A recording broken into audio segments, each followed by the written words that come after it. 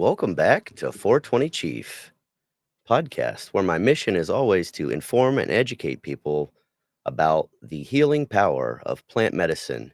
And I do that through real life stories with veterans, doctors, and cannabis subject matter experts. Today is another veteran story about how this retired Air Force veteran found plant medicine to help him overcome alcoholism, amongst other things. With that said, I'm going to give a quick introduction and shout out and welcome to Hal. What's up, brother? How you doing? Can you hear me? Oh, I think I lost audio, brother. I can hear you. Hold on.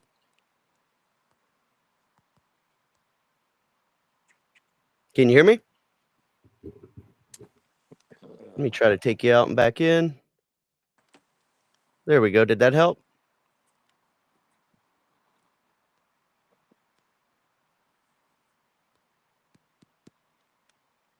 Can you hear me? Because I can't hear I you. can, I can hear you. You can't hear Oh, me? crap. Well, let's see here. Is it all right if I leave real quick and rejoin? Because I can't Yeah, hear you. jump out and come back in. That's fine. That's totally fine. But again, the purpose of this show is to find veterans and subject matter experts that have found healing and overcome traumas, pains, sleep disorders, etc., just through the healing power of cannabis.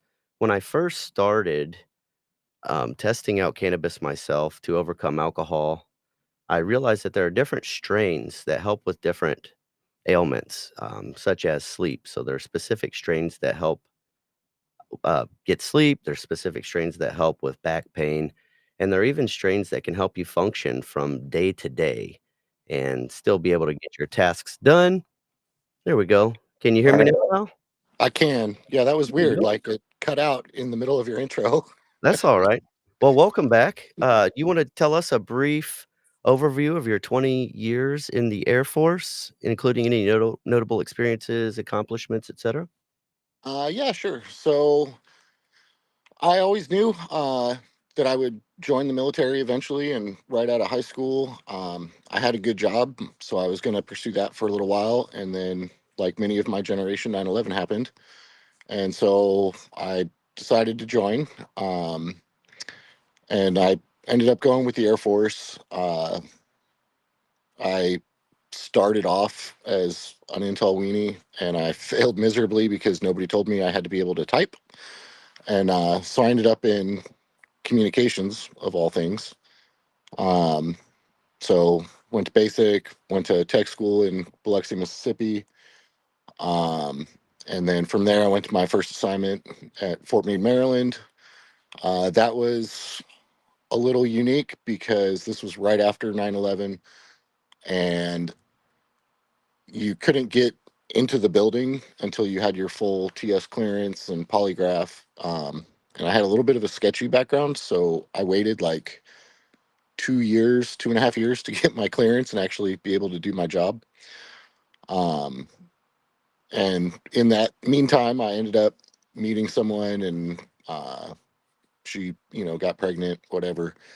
um, Kind of gave me an ultimatum of, hey, either we get married or I get out and you never get to see your kid. And I was raised without my dad for the majority of my life.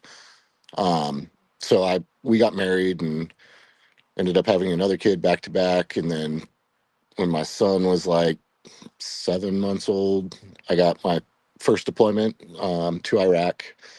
And we won't really go into that, but long story short of that is when I came back, um, I started, drinking, and it was like a 6 pack a day or whatever, which turned into a 12 pack and then an 18 pack. And then a couple years later, in 2009, um, I got orders to go to Turkey. Uh, so I went there unaccompanied because back then at the time you had the option to do a 2 year accompanied tour or a 15-month unaccompanied tour. So I did that, and the culture in Turkey was work hard, play hard. And so after work, you changed clothes and went down to the smoke pit and drank until you couldn't drink no more, and then got up and did PT the next morning. And all you could really smell was the alcohol leaving everyone's body. It was great. Coming out Um, all the pores. right.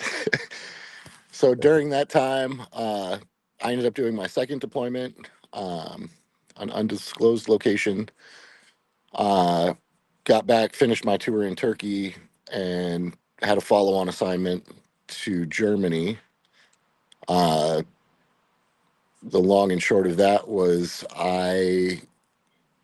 in between Turkey and Germany, I went home to Texas. My wife and kids had moved back to have her family help her with the kids.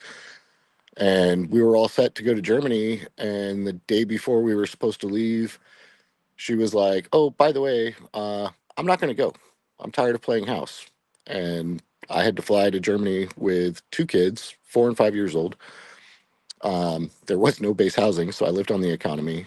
Luckily, I had an amazing nanny that helped me through a lot of that, but I was in a combat unit, so there was challenges. During that time, I ended up getting injured on a training exercise and had to have surgery. And I wasn't going to be able to lift anything more than a couple of pounds um, for like, I think it was like 12 weeks. And so I told my wife, like, hey, either the kids have to go back or you have to come here. I don't care, but one or the other. And so we decided to try and make things work. She came back. We moved into base housing. It was all good, but I was taking a lot of pain pills and drinking. And long story short, I ended up doing my first stint in rehab. They flew me back to North Carolina for 30 days, ended up getting extended to 45 days, and it was pretty rough. Got back to Germany, finished out my last year completely sober, other than pain pills. Um, got to California in 2013, and I was working night shift. Well, it was like a swing shift, supporting Project Liberty with the MC-12 medium altitude reconnaissance aircraft. Uh, did that. I was working 4 p.m. 1600 till whenever the last sortie landed. So I would get home anytime between 10:30, 22:30, and midnight. Um, and I decided I didn't want pills anymore, so I went back to alcohol. This time uh, with vodka because I had developed an allergy to beer. So I had switched to vodka, and I would drink. The wife was asleep, the kids were asleep. I didn't think anyone knew. It was a lot easier to hide a bottle of vodka than it was, you know, a dozen or dozen and a half empties. Yeah. So I did that. We lived there off base for like a year out in the middle of rice fields, middle of nowhere. Uh, so I thought I was hiding everything well. We had decided to move on base. So I packed everything. We had packed everything up into a U-Haul. I had one more shift to work, and then we were going to move on base. And when I came home that night, the U-Haul was gone. Her car was gone. All my shit was in the living room with my recliner, and a note underneath an empty bottle of vodka that said, "I can't do it anymore." And she had taken the kids and moved back to Texas. Um, So that was a rough go. I was still drinking a lot, but I was a superior performer. I got decorations and awards. I was the NCOIC of the network infrastructure shop. Um, I did, IT project management, coordinating multi-million dollar IT projects and new construction projects and, milcons and whatnot. Um, and things were fine. Uh, and then I did my third deployment in 2017. And during that time, my dad was diagnosed with cancer. I Nobody told me while I was deployed. I came home. Found out how bad my dad was and got the fastest ever assignment. We applied for a humanitarian assignment and moved to Shepherd Air Force Base outside of Wichita Falls. My dad was in Fort Worth, about 2.5 hours away. Uh, and so I was working with, you know, dealing with that. And then in 2020, my dad lost his fight with cancer. Um, and everything kind of imploded at that point. I was working from home. I wasn't considered mission essential because I was a project manager. And Is this after so your military, or this is while you were still stationed at this, Shepherd? Okay. yeah, I'm still in at this point. I'm a few years out from retirement. And I was working from home, and my son at that point had decided to go live with his mom. My daughter always lived with her mom. And my wife was considered, she was active duty as well, and she was still considered mission essential. So she was going into work every day, and I'm sitting at home, and, you know, I would drink every day. And eventually, I realized, hey, my PT time is at 1500, so I can log off the computer and I can start drinking at 1500. So I would drink, vodka. I would smash a handle every night, and I'm still, winning awards. I'm still, getting commendation and achievement medals and everything else. Um, and then there were some other things that happened, but long story short, I ended up retiring. I did the DoD Skill Bridge program and went into an internship with a pretty well-known uh, cybersecurity company as a software engineer. And I did that. I converted really quick because the Air Force is a little different than the other services. With SkillBridge, you actually completely out process and you have your retiree ID card and everything. Whereas some of the other services, you have to go back after 6 months and clear CIF or whatever. I think the Air Force does actually do a pretty good job transitioning their active duty into the civilian life with things like that and the other programs they have in place. They really do. And that final assignment at Shepherd really helped with the initial transition because it's a training base. So, like, I was out of the 127 personnel within the squadron, there was only 25 active duty members. So, I was the only uniform member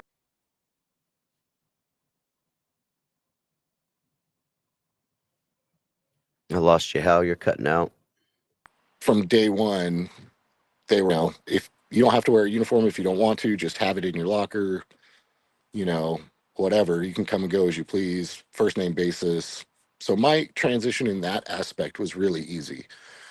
Um, the So I want to problem wrap that was, up. You had done this 20-year career. You've had a lot of personal family issues going on with the wife and with the kids and with the moving, the assignments. You find out about the poor health of your father, and you had been prescribed medications. You didn't like those, so you went back to the alcohol. yep. And what I took away from that is something that really resonated heavily with me was you said you were drinking heavily, but you were still performing, you were still being recognized, awarded, decorated. Yep. And that's something I think a lot of people don't realize is there are folks out there like that that can still fully function and Oh yeah. nobody knows. They don't want to talk about it, but that is their coping mechanism. And um, I that really resonated with me, brother, because I went through the same thing where it was a daily coping mechanism, and it was really ruining a lot of my life, and I didn't realize it at the time because I was still performing. Yeah. Yeah. I was extremely high functioning alcoholic. Most people, I would talk to them, and I mean, we would have hours long conversations. I would help troubleshoot, IT issues completely shit faced and not remember any of it the next day. And then we would get the debrief in staff meeting, and they were like, oh, yeah, Sergeant Enns did great. Like, he came up with this or this or whatever. And I would be like, I'd look at my buddy and be like, "Fuck, I don't remember that." like, like super super high functioning. And that's where it really gets scary with alcohol and pills and things like that. But yeah, so then I ended my career and I worked for Zscaler for a few years, or for, well, I already said it now, so whatever. uh, so I worked for them for several years, and then I woke up one day. It was like March, and I was like, "What am I doing? Like I am breaking a promise to myself that I would never again work for a company or a job that I don't like to make a paycheck I don't need." And so I quit my job. I had gotten remarried, and my wife at the time had taken a special duty assignment, so I'm home alone. And so I quit my job and was like, had nothing to do. I had no purpose anymore. And so a buddy of mine had a food truck, and he was a big time cannabis user. So I smoked with him a few times, but I was not prepared for the strength of cannabis after 20 years, because in high school I smoked. It's different now. And so at first I didn't really like it. Like it kind of put me on my ass. I couldn't function. And then I found this company because I was like, okay, something's got to change with this drinking. Like, and I'll get to the May 17th story here in a minute. But I was like, something's got to change. Like, I can't keep doing this. And through TikTok, I found this company called Appalachian Standard, and they're awesome. I'll just go ahead and plug them right now if that's okay. Not sponsored, by the way. Um, they're a small family owned farm in North Carolina, and it's their owner and kind of head guy is a retired Marine, and they make these amazing products. And so I started with their gummies.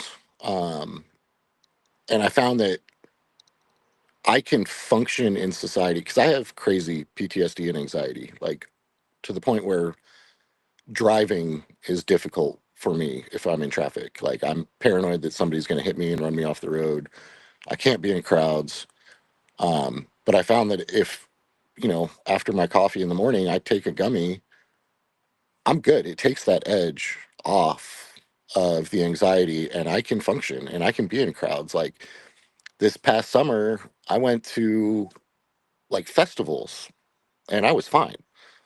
And that hasn't happened in probably 15 years. I Um, I love hearing those kind of stories because I always remember back to when I got before I had actually retired, I would go to, like, the fairs or, like, a derby or anywhere where it was crowded with people, and it would really, really put me on edge to the point where I'm just on the lookout. I'm not yep. even paying attention to my kids, what they're saying, like, I can't enjoy myself because I'm always Yeah. looking around and, I did find that cannabis really, really helps me with that. Like, even just going to the grocery store and walking around, Yep. so much better. So, a lot of people think that, the gummies or whatever just put you down. So, I'm glad that you highlighted that you've actually been able to find some through Appalachian Standard that work for Yeah. you for the day. So they have a whole bunch of different types, and I don't necessarily know all like the language, like with the terpenes and things like that, and the different, THCA and B and whatever. Um, but they have this one gummy. It's called the Balance Blend, and I take one of those every day, and it just helps. Like I can be in society and function. Um, and then, you know, like I was telling you in the little pre-call, like I don't really do good on camera. Like I don't like hearing myself talk, things like that. So I was all nervous. So I actually took their chocolate bars. Like I had a little square beforehand, Right on. and it. I mean, I feel comfortable. Like I don't feel anxious. I feel like I'm probably rambling and talking fast, but I think you're whatever. talking through it well. You found what worked for you. You said that, you tried to smoke flower, and it just wasn't for you. It was a little too Oh much. man. So I've been a smoker.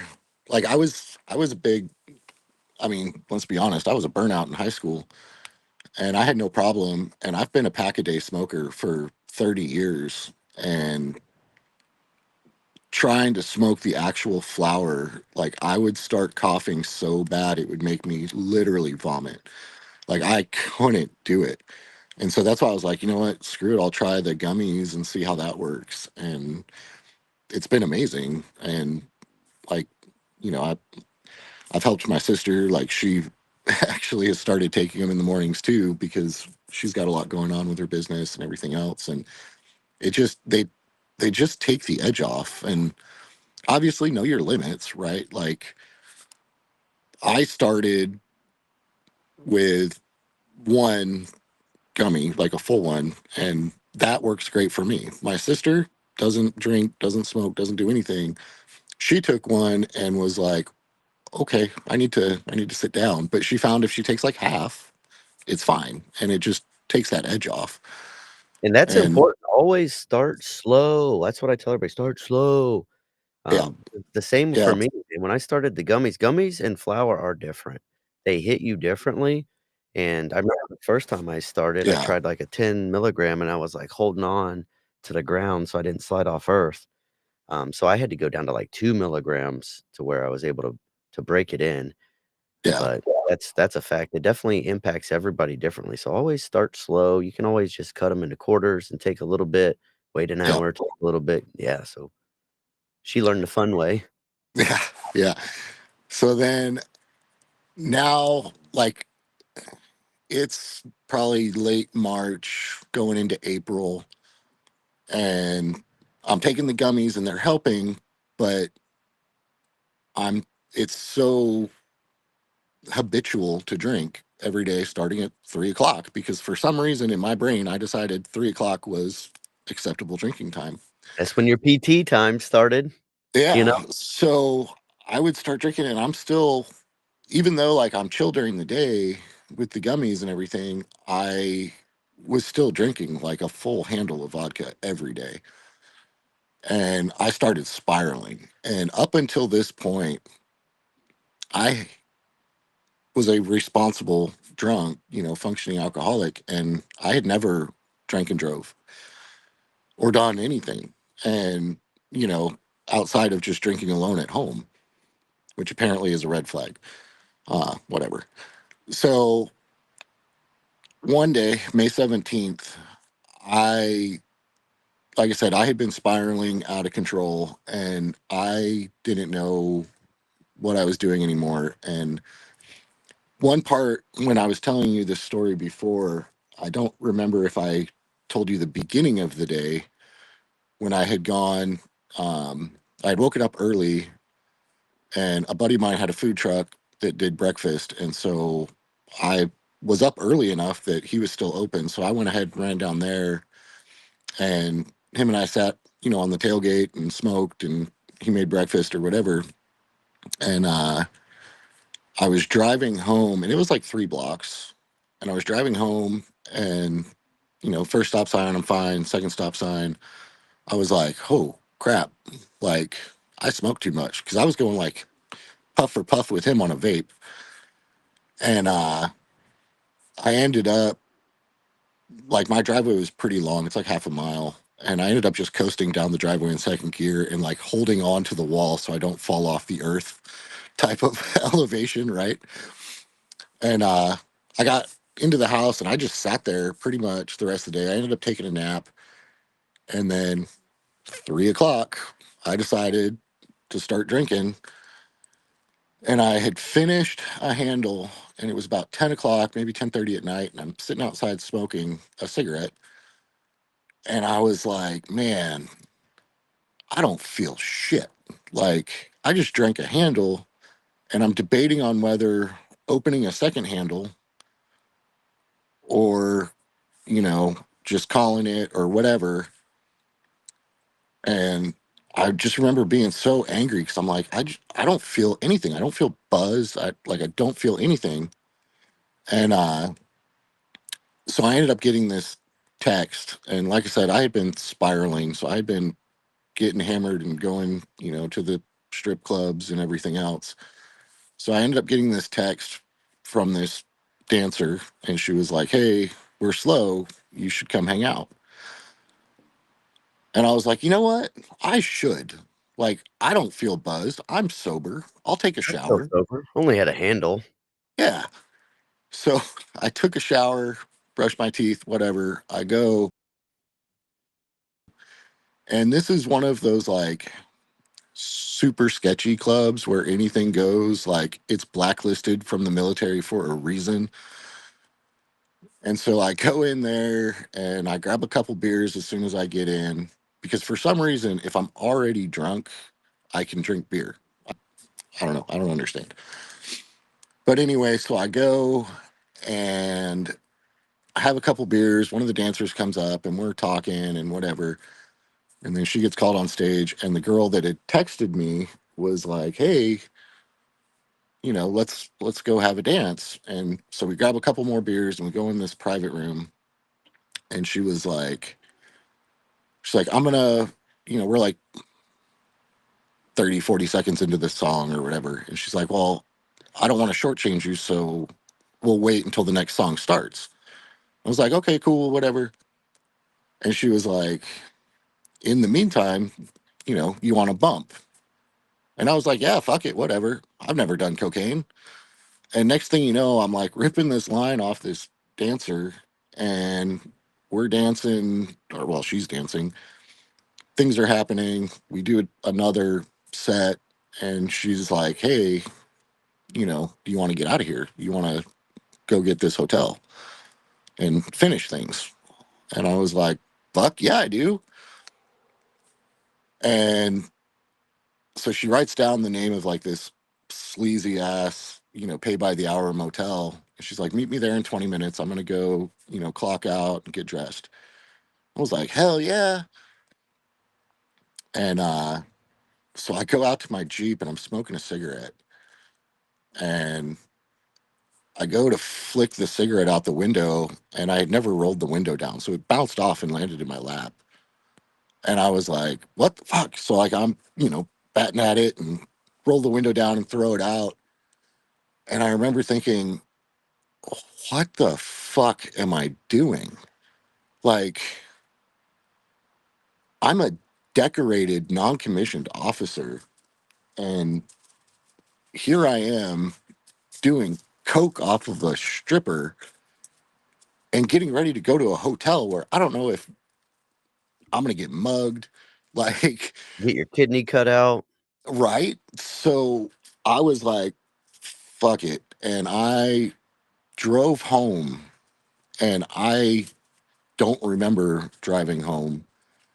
I and we're not talking like backcountry roads. I'm talking 75 miles an hour down I-40 for 30 minutes. And I got home and I went to bed, and I slept for like 24 hours. And when I woke up to smoke a cigarette, like, I wasn't even parked in the driveway. Like, I was in the grass. And I was like, if I don't fucking do something, I am going to die. Like, I'm going to kill myself or someone else. And I said, "Fuck it." And I packed up, you know, what was important to me, and I left, and I moved to Georgia, because I was like, for the first time in my life in 20 something years, I can actually choose to live near family. Like, I can live wherever I want. I don't have to be in freaking shitty ass Texas, miserable and alone with very few friends. Like, I can live near family. And so I packed up and I drove to Georgia, and man, I'm so much happier. And so, but I realized I had changed the scenery, and I'm spending time with family, which is great, but I'm still drinking all the freaking time. And so my buddy, um, he was like, "Hey," he owns a ketamine clinic in California. And he was like, dude, you got to try ketamine. Because I had tried ayahuasca. That was a bad experience, but that's for another time. And I had, during the ayahuasca experience, I actually got introduced to psilocybin. So I'm kind of going backwards a little bit here because I skipped that. Um, I did learn that microdosing psilocybin is amazing. Like it helps take the edge off. Um, and so that was helpful, but I hadn't had that like aha moment, I guess you could say, with plant medicine. Um, and so my buddy, he kept saying, man, I'm telling you, fly out to California. Ketamine will change your life. And so I ended up doing some research and I found out there's actually a ketamine clinic about an hour from where I live. And so I signed up. I talked to the doc and he was like, I kind of told him my backstory. And he's like, dude, you're the perfect candidate. So I went in and with the ketamine treatment that I did, and I can only speak for my experience. But it was a series of 6 treatments, Monday, Wednesday, and Friday for 2 weeks. And you go in and you sit in this room. They start an IV ketamine injection, and they, have like shaman-like music playing on a speaker, and they put a weighted blanket on you, and you can choose to have your eyes open or have like a blindfold. And I chose to, I think the first time I had a blindfold, but then I didn't like it and I'd taken it off and I chose to have my eyes open and you can kind of look around the room. The lights are off.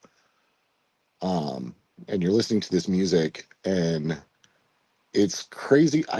It's really, really hard to explain. But the first session was like the cartoon Fern Gully, where the dude's like cutting the trees and then he gets shrunk by the fairy and he's seeing the world for the first time and like experiencing new things. And you're able to, the best way I can describe it is you're able to, it's like you're stepping out of your body and watching yourself, and you're going through the trauma, past traumas, but you're emotionally detached from it, so you're seeing it from like a different Yeah. perspective. And when you can relive a trauma experience but without the emotion, without the hurt, without the whatever, and just see it for what it is, and then to be able to come home and work through the integrations and work through the inner work of that, and you can heal from that trauma. And I don't know if that Well, makes you had sense or an not, but example about your father. Did you wanna talk about that? yeah. So my dad, um, he wasn't in my life. My parents got divorced when I was 8, and he was in prison most of my life. And so I didn't speak to my dad from the time I was 8 until I was 20. Um, and then we reconnected, and my dad ended up being hands down my best friend. Like, we were two peas in a pod. And when he got sick, um, when he got towards the end, it was during COVID. And, the military had rules. You couldn't leave, I think it was a 60-mile radius without a general officer's approval, at least for the Air Force. Um, and so we knew it was coming down to the end, and I had said goodbye, but it wasn't intended to be a goodbye. Um, and I went home. That was the last trip that my command authorized me to go. And then my sister had called and was like, hey, the hospice nurse is here. He's not going to make it through the night. And I called my command and they denied it. They said, nope, you can't go. There's no general officer that can sign it. It's after duty hours. We're sorry. And so I never got a chance to say my final goodbye. And it was about my second or third ketamine treatment. Um, I was sitting there and it's, pitch black in the room. And I open my eyes and I see it was like I was looking through a veil, like it was kind of shadowy, if that makes sense. And you couldn't really see the room, but you could make out that there was like a hospital bed and there was the IV, and you could hear the beeping of the machines. And I remember I was sobbing uncontrollably, and I was saying, "I'm sorry. I'm sorry I couldn't be here. I'm sorry I couldn't say goodbye, and I'm sorry you had to do this alone." And then I just felt this wave of like stillness. And I heard my dad say, "It's okay. I'm fine now. You had your chance to say goodbye. And you were here in spirit, and I wasn't alone." And after, oh man, I'm getting a little emotional here. So after that experience, like all the guilt and all the shame of not being there, not being able to say goodbye was gone. And I knew he wasn't mad at me anymore. I knew that everything was okay. And then I remembered the very last time that I saw him alive, I did say goodbye. And he was somewhat lucid at that point. And I had gone over and I was holding his hand and I said, "Dad, I have to go." I said, "But it's okay. We understand. And just know that you won't be in pain anymore." And right before I left, I remember I kind of kissed him on his forehead and I said, "Fair winds and following seas, my friend."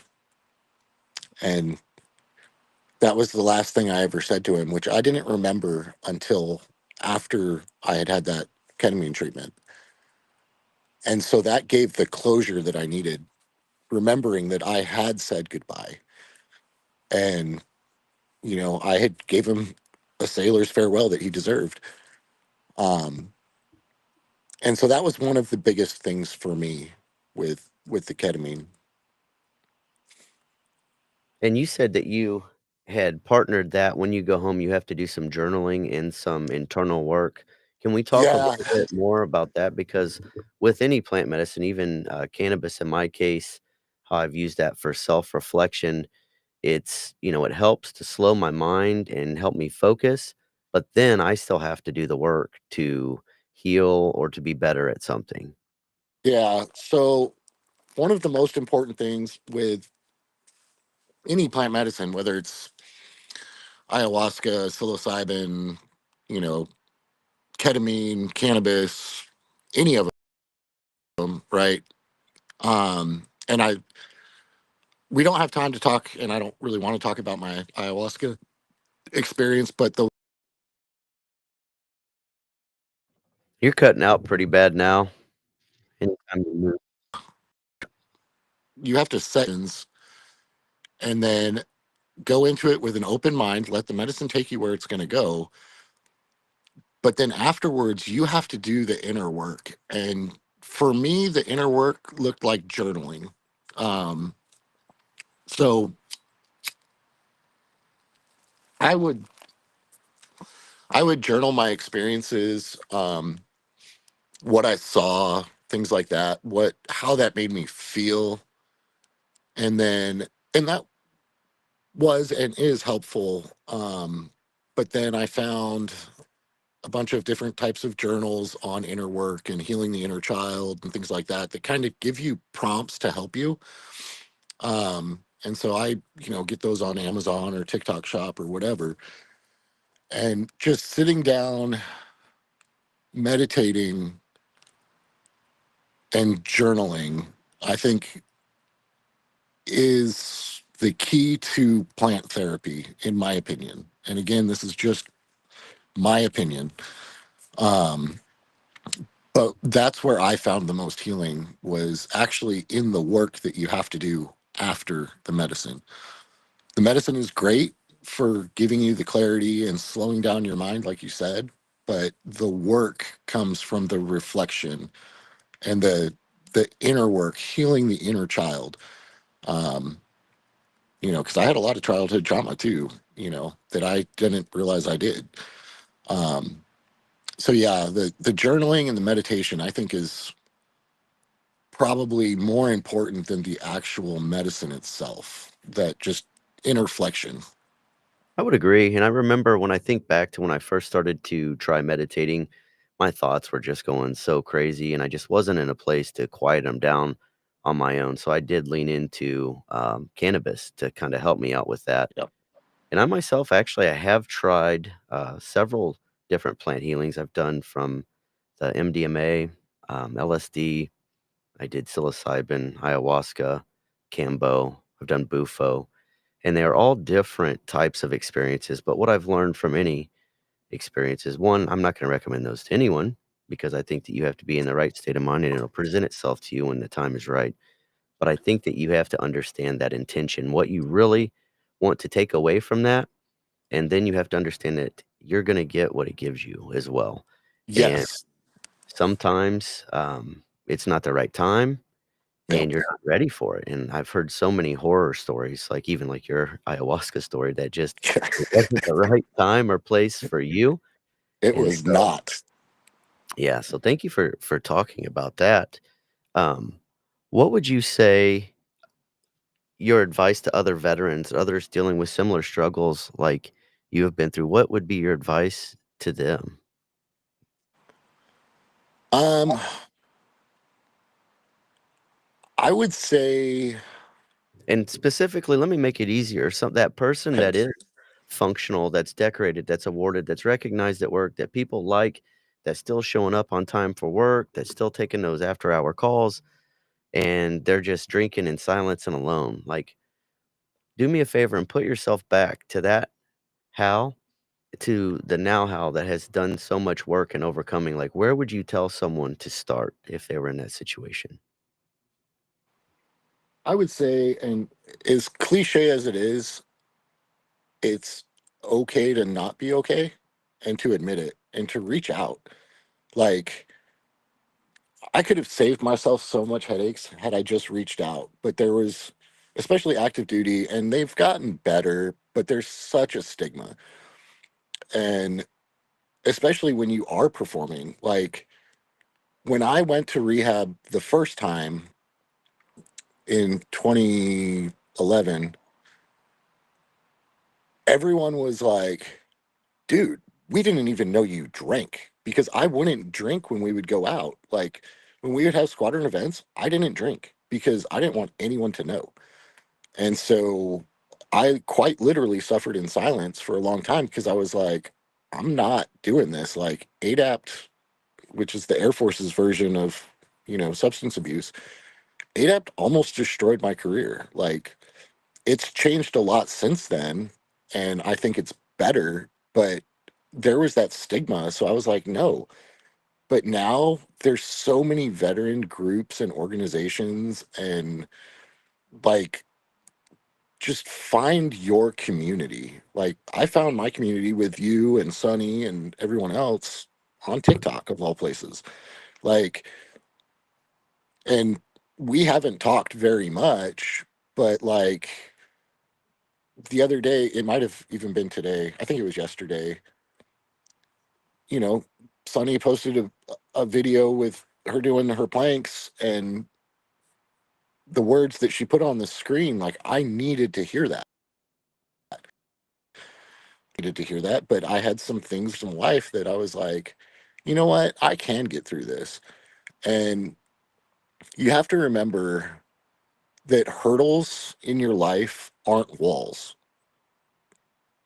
You can jump the hurdle. And even if you clip the top and you fall down and tumble, you can get back up and keep moving. Like it's not a wall. And I think a lot of us veterans, you know, especially when you're in the height of drinking or whatever, like you have this minor inconvenience and you're like, well, fuck it, it's over now. Like, and it's not. Like, take a second, call a brother, like call a sister. Like my sister and I, we, you know, she's my best friend, my champion, and like her and I just go for a walk and do laps around this beautiful property every day. And like that has been so healing for my soul because I didn't have that connection for the longest time, you know. And it doesn't have to be family, and it doesn't have to be anyone physically there. Like I had a great conversation with you the other day just on the phone. Like just two vets, and our stories are so eerily similar with our careers and everything else. Like you never know unless you reach out. Yeah, and I that's so important and valuable. The first thing you said there was know that it's okay not to be okay. Just admitting that to yourself and then understand that you do not have to go through it alone. And I Yeah, know myself that resonated so much with me because in the Navy we had DAPA was our program, but yeah, a stigma there was if you go to DAPA, you're done. Like you're in trouble, you're out, yeah, so you have to hide it. And then in the civilian world, I didn't want it to be seen as a problem, so I would yeah, hide it as best I could. I still kept company that did the same thing with me, but what I realized, after leaving the military and working the private sector is when I go to a conference, it's no different.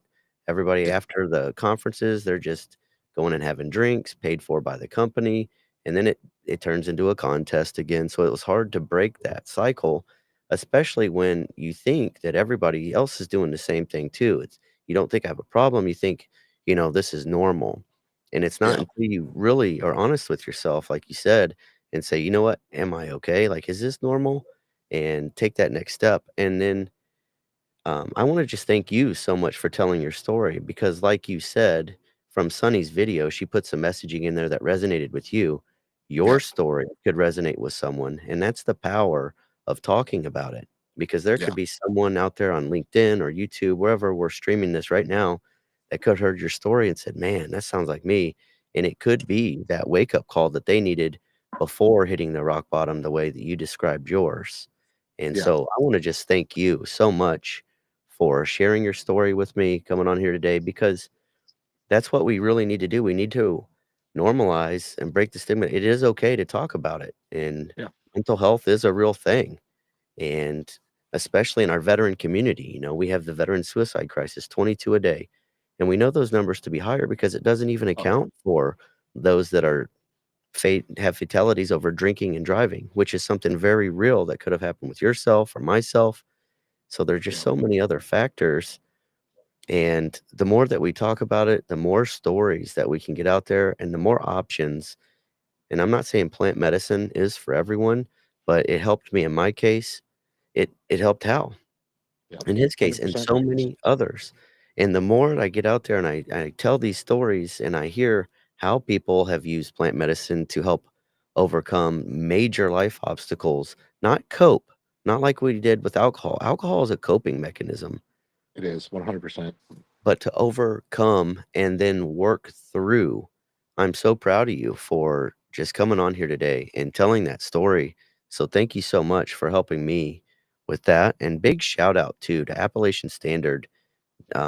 Just from what I've heard, they are a great support, and it's important to have dispensaries like that that are knowledgeable but yet friendly to help guide you to the right type because there are so many different strains. Yeah, Like I say all the time, I actually published a book titled Strains for Pains, which is used to document how the different strains help and how you can work through it. But I actually used mine as a bit of a journal myself. I would write my mood down, along with that, what type of high did I get? What reflections did I have sometimes? And that really did help me to pay attention more. And it's like, what's that strain that's good for shopping? Oh, yeah, I remember that. And then how did it make me feel? And then I'll remember stuff from that day. But that's all I've got for you. How did you have any parting words or words of wisdom for our listeners today? um no, I mean, just reach out. Like if you need to talk to someone, just reach out if you're, especially if you're a veteran or you're struggling. Like, there's no shame. There really isn't. Like, in the military, a lot of times we tend to be alpha dominant, and it's okay to be like, I'm not okay. Like, it's okay to reach out. And I think that's really the message that we need to get out there, especially to the veteran community. I would agree. I would agree 100% because I think if you do reach out, what you'll find is that people a lot of times would rather help you than themselves because that's how Yeah. I've been. I've always cared for my guys, my team, my employees, my family, my this, my that, Yeah. and didn't pay attention to myself. And if you do ask for help, you'll find that people are willing to do that and excited to do so. So thank you again, Hal. I'm so grateful for you and coming on the show because, again, my mission is to get these stories out there so that people can hear them from different people. Maybe it'll be the similar story, but maybe it's received differently just from the words said. So, with that said, if you know of any other veterans that have a powerful story of healing, please comment in this video, or if you have any questions for Hal or myself, please remember to like, subscribe, follow, comment, all of that stuff. So, much love, lead with change.